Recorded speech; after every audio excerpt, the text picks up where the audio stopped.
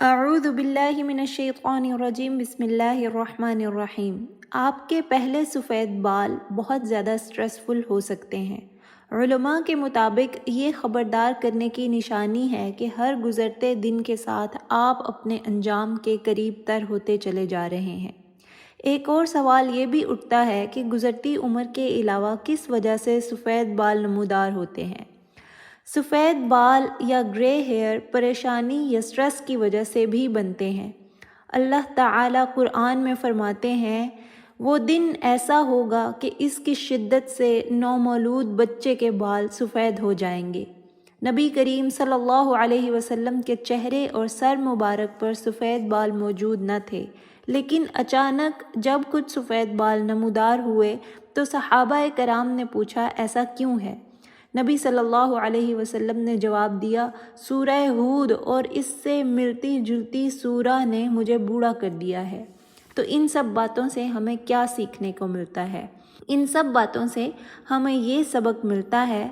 کہ اگر کوئی اللہ کی راہ میں کوئی زخم سہتا ہے یا زیادہ عبادت کی وجہ سے اس کا جوڑ دکھنے لگ جاتا ہے، یا کسی کے ماتھے پر کثرت سجود کی وجہ سے نشان بن جاتے ہیں، یا کوئی اللہ کی راہ میں اتنی محنت اور مشقت کرتا ہے کہ اس کے بال سفید ہو جاتے ہیں، تو یہ سب انسانوں کے لیے باعث عزت ہے، اور یہ نشان جہاں پہ اس دنیا میں باعث عزت ہیں تو اگلے جہان میں بھی یہ نشانات اجر کا باعث بنیں گے۔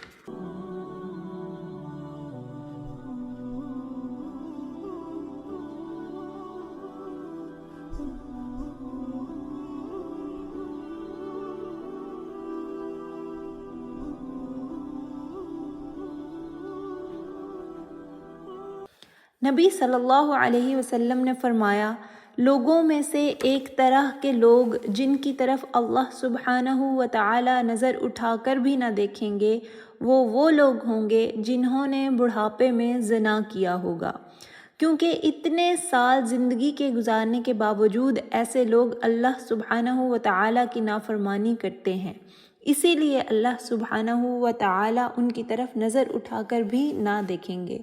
جبکہ دوسری جانب ایسے لوگ ہوں گے جو دن رات اللہ تعالیٰ کی عبادت میں لگے رہے، اور وہ اسپیشل لوگ ہوں گے۔ نبی صلی اللہ علیہ وسلم نے فرمایا، جو کوئی اسلام کے لیے اللہ کی راہ میں اپنے بال سفید کرے گا تو اس کے لیے یہ سفید بال روز قیامت روشنی مہیا کرنے کا باعث بنیں گے۔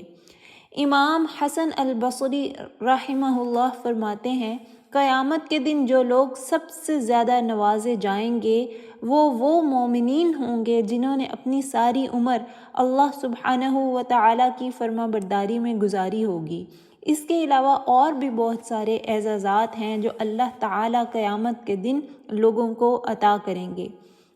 نبی صلی اللہ علیہ وسلم نے فرمایا،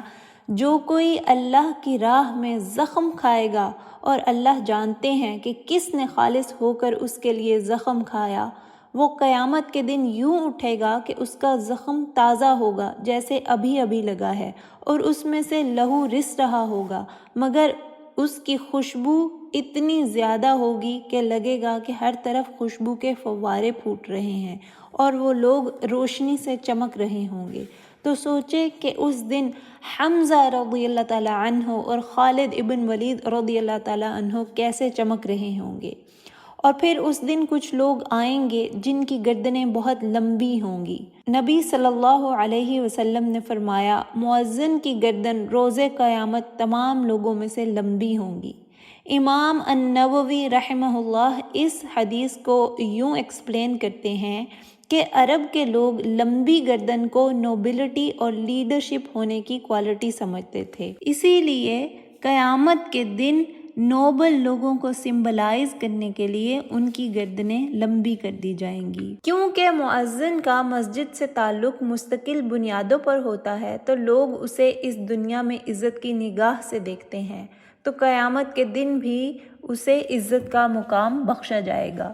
ابو سعید الخدری رضی اللہ تعالیٰ عنہ سے مروی ہے کہ رسول صلی اللہ علیہ وسلم نے فرمایا، چاہے تم پہاڑوں میں اکیلے ہی کیوں نہ ہو، پھر بھی اذان دو، کیونکہ مؤذن کی اذان کی آواز چاہے انسان، جنات یا اللہ سبحانہ و تعالی کی بنائی گئی کوئی بھی مخلوق سنے، وہ قیامت کے دن اس کے حق میں ضرور گواہی دے گی۔ تو یہ بات یاد رکھیں کہ قیامت کے دن ایک سوال یہ بھی پوچھا جائے گا کہ تم نے اپنا جسم کہاں کھپایا؟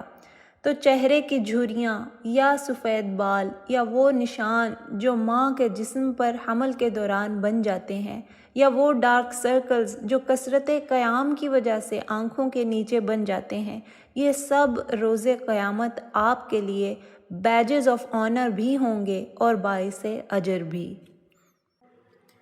فَأَمَّا مَن ثَقُلَتْ مَوَازِينُهُ فَهُوَ فِي عِيشَةٍ رَاضِيَةٍ